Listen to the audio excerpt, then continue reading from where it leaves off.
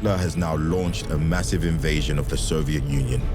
The German successes against Russia can be compared to the biggest victories in the course of this war. A photograph sits in a dusty archive for 75 years. Nobody knows where it came from. Nobody knows who donated it. And nobody has any idea what they're looking at.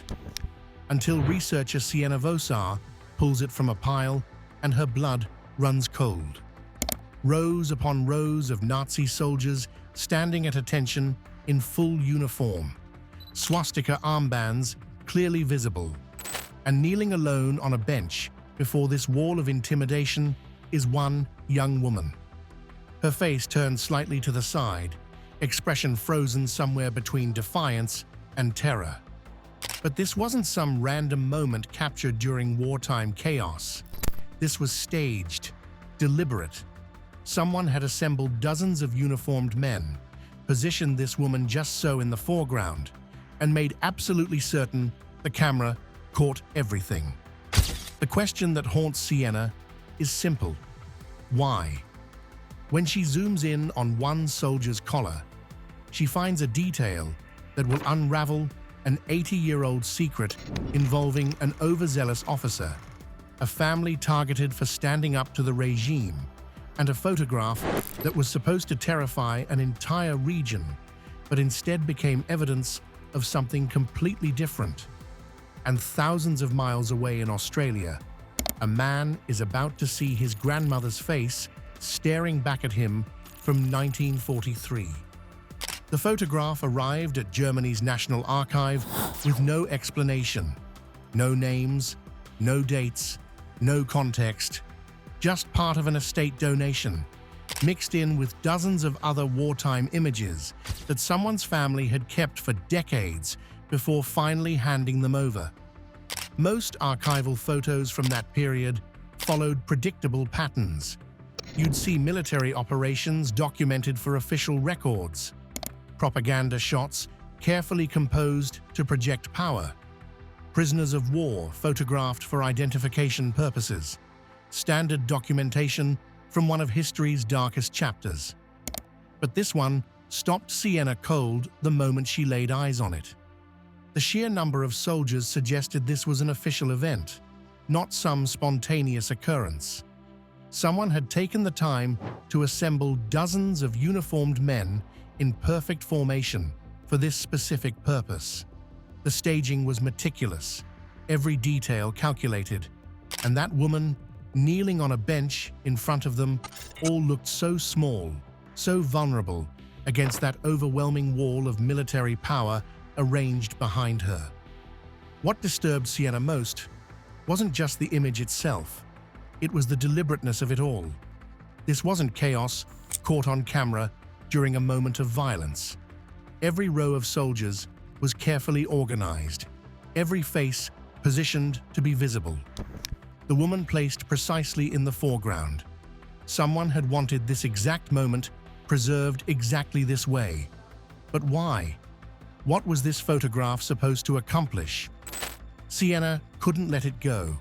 She scanned the photograph at the highest resolution the archive's equipment could manage, creating a digital file that would let her zoom in on the smallest details.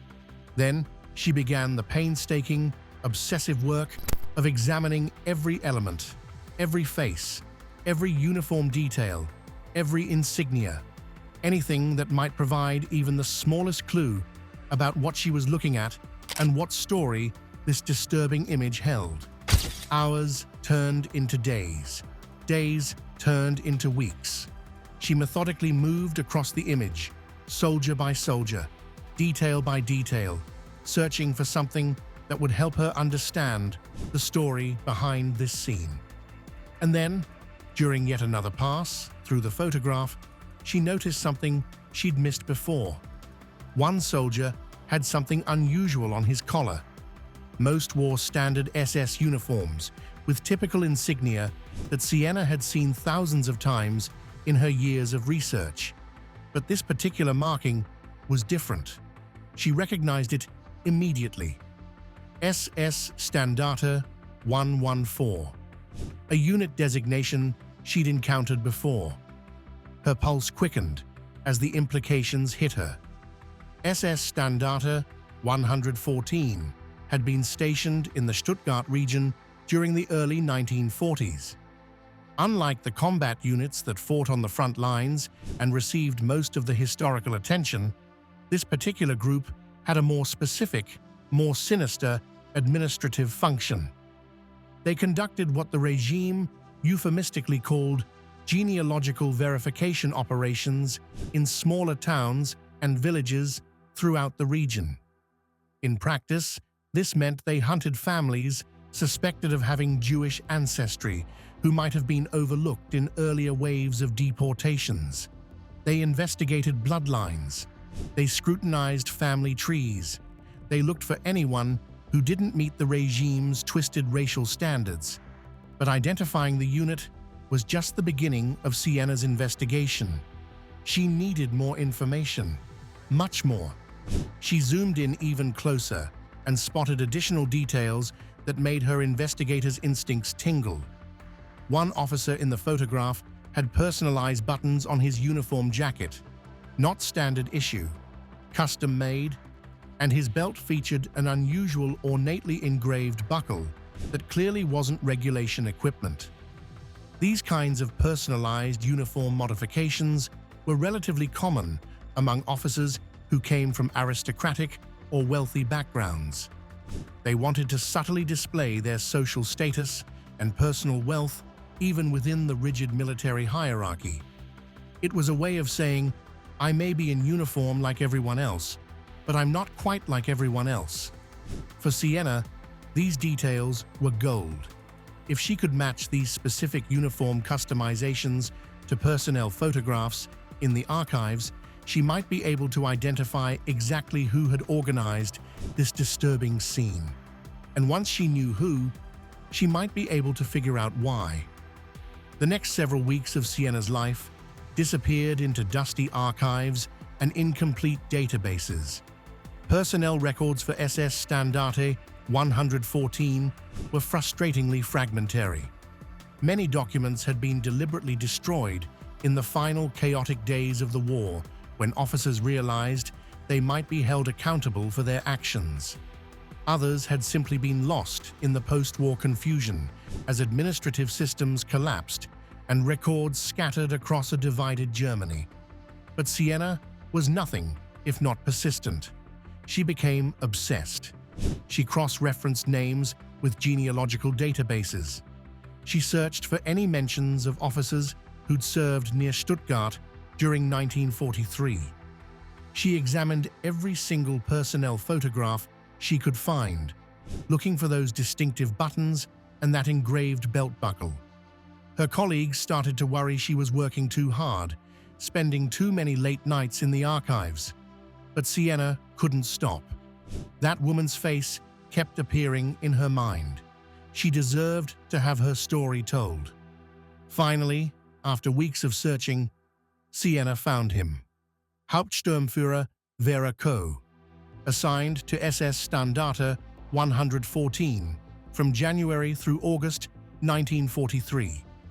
His personnel file included a formal photograph taken during his promotion ceremony.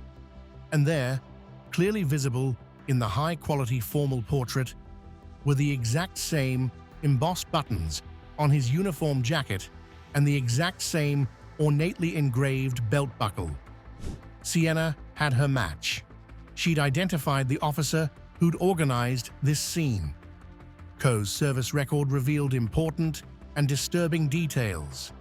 He'd been specifically tasked with conducting genealogical investigations in towns surrounding Stuttgart.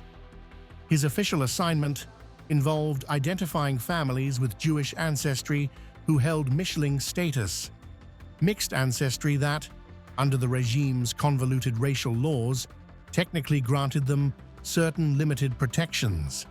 They faced restrictions and social stigma, but they weren't immediately marked for deportation like families with more recent Jewish heritage.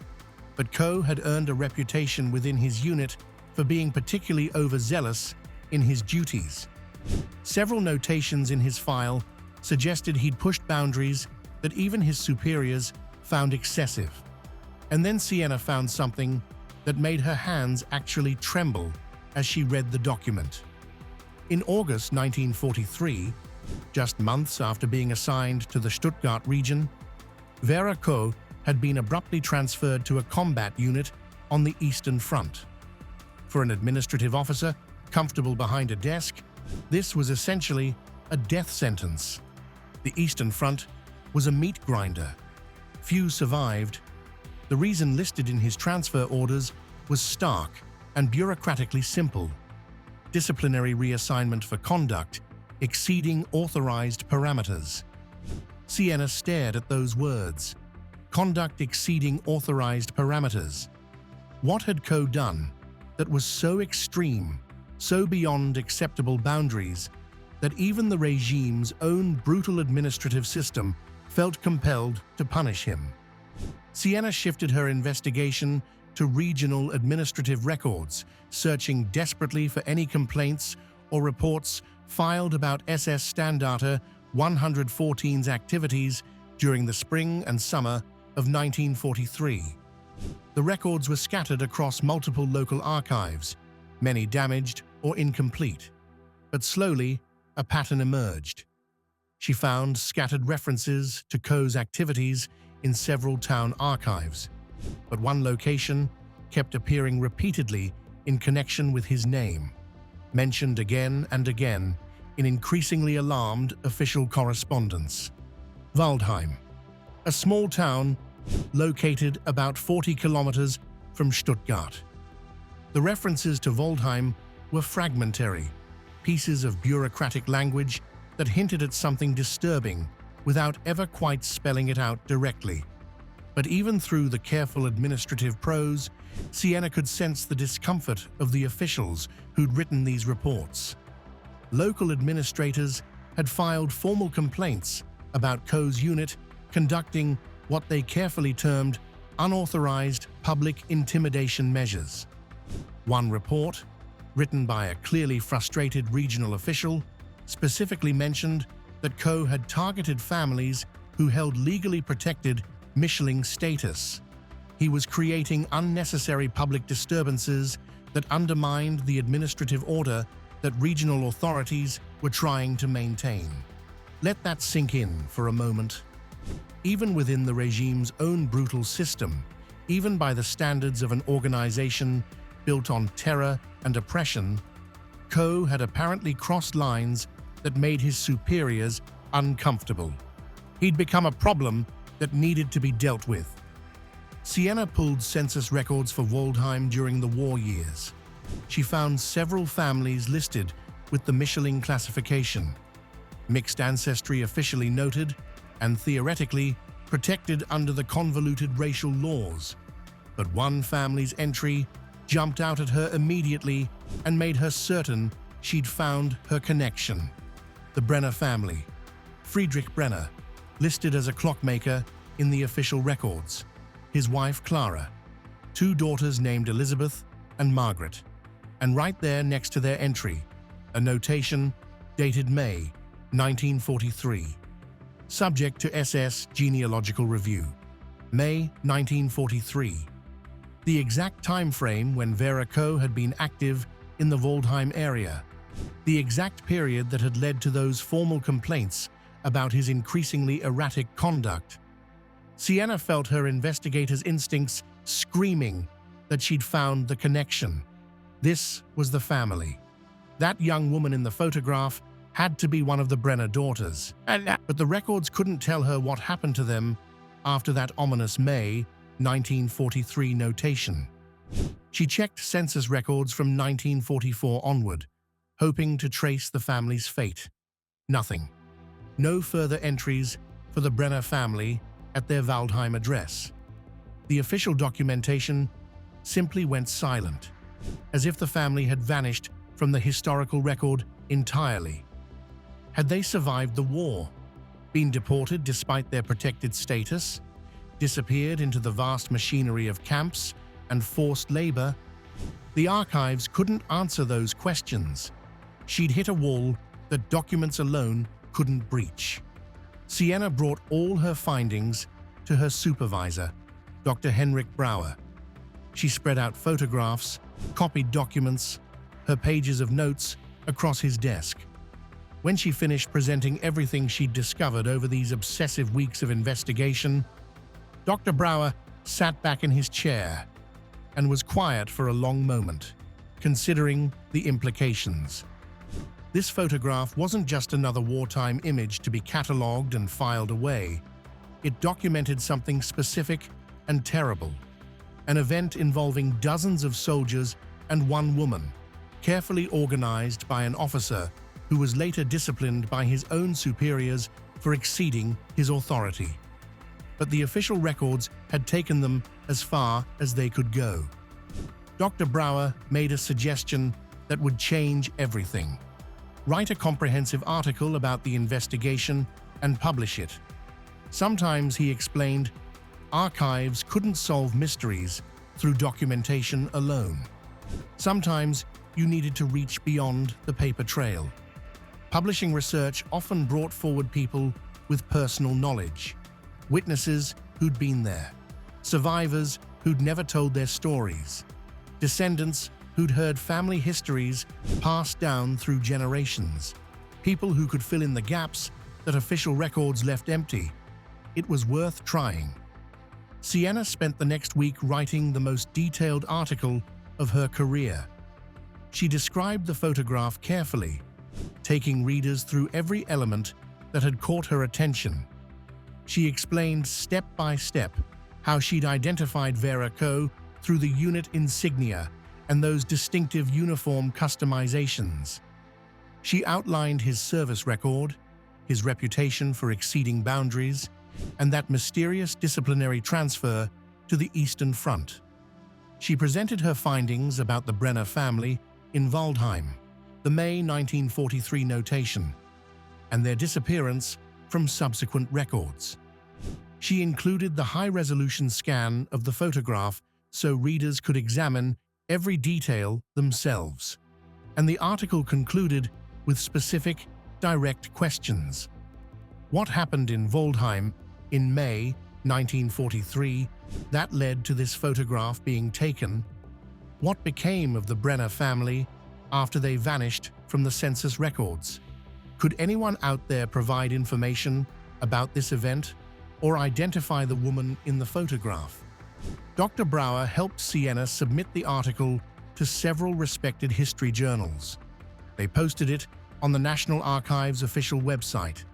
It was shared through historical society networks and social media platforms dedicated to wartime history research. For the first few weeks, the response was modest and exactly what Sienna had expected. A handful of academic historians commented on her investigative methodology, praising the detective work. Some amateur researchers offered theories and speculation, but nobody provided concrete evidence or personal knowledge that could move the investigation forward. Sienna tried not to feel discouraged. These things took time. Maybe someone would eventually see it who had answers. And then everything changed in a way she never could have anticipated.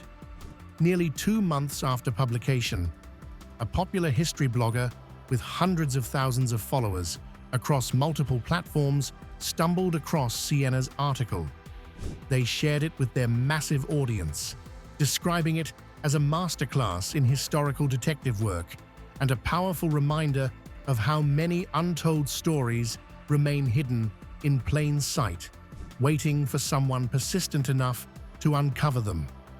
Within 48 hours, the post had been viewed over 2 million times.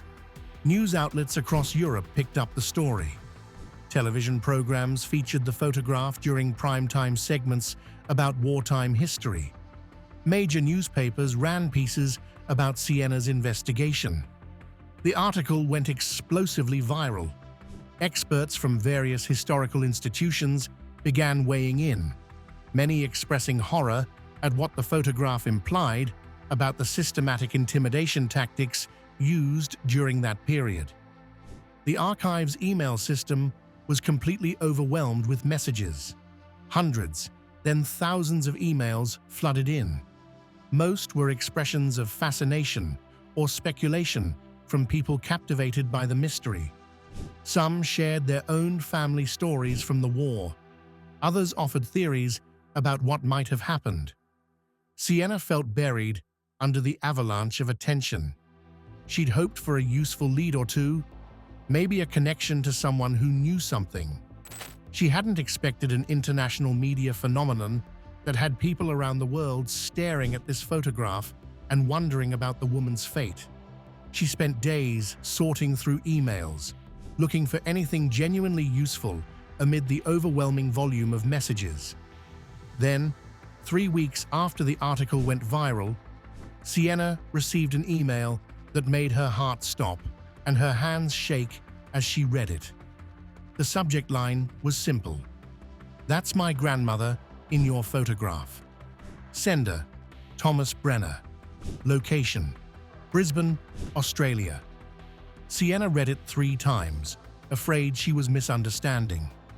Thomas explained he was Elizabeth Brener's grandson. He'd seen the photograph in his social media feed and immediately recognized his grandmother. Sienna called him instantly, heart pounding. He answered on the second ring, his Australian accent warm, despite the emotional weight ahead. Thomas's mother had passed years earlier, but she'd shared detailed stories about Elizabeth and what the family endured. Thomas had never seen this specific photograph, but the stories gave him enough context to recognize it immediately. Elizabeth Brener was 21 in 1943. Her father, Friedrich, wasn't just a clockmaker, as the census listed. He was a trained civil engineer, maintaining critical infrastructure throughout Waldheim. Water systems, roads, bridges, essential civilian infrastructure. When the regime pressured skilled workers to enlist or redirect toward weapons production, Friedrich refused. He insisted his role serving civilians mattered more than fueling the war machine. That decision marked him as a problem. When Coe arrived in Waldheim, he saw Friedrich as more than a man of mixed Jewish ancestry. He saw a symbol of civilian resistance, the kind of defiance he'd been sent to stamp out. But Coe didn't arrest Friedrich outright. He sought to humiliate and break the family publicly. He would use their heritage as justification and their daughter as the tool. Coe was ambitious, eager to prove himself worthy of advancement. The Brener family fit his purposes perfectly. Under existing racial laws, the Brenner's Jewish ancestry was distant enough to grant them protected Mischling status. They faced restrictions and social stigma, but weren't immediately marked for deportation. They had papers, they had protection, or so they thought. Coe believed small towns had become too comfortable. He wanted to send a message that would shake every family with questionable ancestry. Protected status could be revoked. Papers could be challenged. Safety was an illusion. Coe ordered his entire unit to assemble for what he called a public demonstration of racial consequences. Planned, orchestrated, designed for maximum psychological impact. Elizabeth was brought to a public area where the entire town could witness. Friedrich tried desperately to intervene. The soldiers beat him severely, making sure everyone saw what happened to those who resisted. Clara begged them to leave her daughter alone. Margaret, only 16, hid in their home, paralyzed with terror. The soldiers formed precise ranks, creating an intimidating wall of uniforms and swastika armbands. They positioned Elizabeth in the foreground, alone, before the assembled soldiers. A photographer documented the scene. The photograph was essential to Coe's plan. Coe intended the image as propaganda, a warning to anyone who might have impure blood hidden in their family history. The message was clear. Protected status meant nothing if someone in authority decided you were a problem. But Coe's dramatic display violated the very protocols he was supposed to follow. And what Coe didn't know was that Elizabeth's fiancé Peter came from a well-connected family with the kind of influence that could challenge even an SS officer. Peter's uncle was a regional administrator with real power. When he learned what Coe had done to Elizabeth, he was furious, but he was smart. He worked through the system, filing an official complaint through proper channels. He framed it as a procedural violation. Coe had exceeded his authority and undermined administrative order. An investigation revealed Coe had conducted similar unauthorized actions in several other towns. He'd consistently violated established procedures. His superiors cared that he'd created administrative headaches and made them look bad. He'd become a liability. Within 1 month of the photograph being taken, Vera Coe was transferred to a combat unit on the Eastern Front. Everyone understood what this meant. Punishment, being sent to die. And here's the ultimate irony. The photograph Coe staged as propaganda became evidence used against him in his own disciplinary proceedings. After Coe's removal, the Brener family was left alone. They survived the war, though Friedrich never fully recovered from his injuries. But Elizabeth refused to let Coe's cruelty define her future. 3 months later, Elizabeth married Peter in August 1943. Despite everything, they refused to postpone their wedding. They were determined to build a life together. They had a daughter named Johanna, born into a collapsing Germany. Years after the war ended, the family immigrated to Australia, wanting to live free from those memories. Thomas told Sienna something that made her eyes fill with tears. His grandmother had never been ashamed of that photograph. She'd been proud of how she stood there with quiet dignity while Coe and his soldiers tried to break her spirit, and they failed. Sienna wrote a follow-up article detailing everything Thomas shared, including photographs of Elizabeth in later years, smiling with her husband, holding her daughter, living a full life in Australia.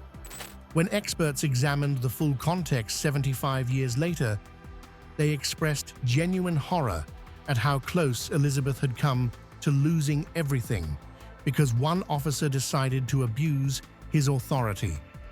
The photograph meant to terrify became proof of one woman's unbreakable courage, a reminder that evil doesn't always win, that human dignity can survive even the most determined attempts to destroy it. Elizabeth Brener lived decades beyond that moment in May 1943.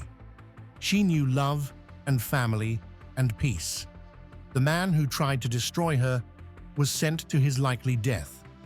His name is remembered only as a cautionary tale about unchecked authority and cruelty pursued for ambition. And 75 years later, her grandson Thomas in Brisbane saw her face and finally understood what his grandmother had survived, how she'd refused to be broken. Some photographs capture moments of cruelty. This one captured something else entirely. The quiet strength of a woman who stood alone before overwhelming power and refused to surrender her dignity. Coe wanted to create a symbol of terror. Instead, he created evidence of his own failure and a testament to human resilience that would outlive him by 8 decades. What would you do if you discovered a mysterious photograph from your own family's past? Drop a comment below sharing your thoughts. We'll see you in the next story.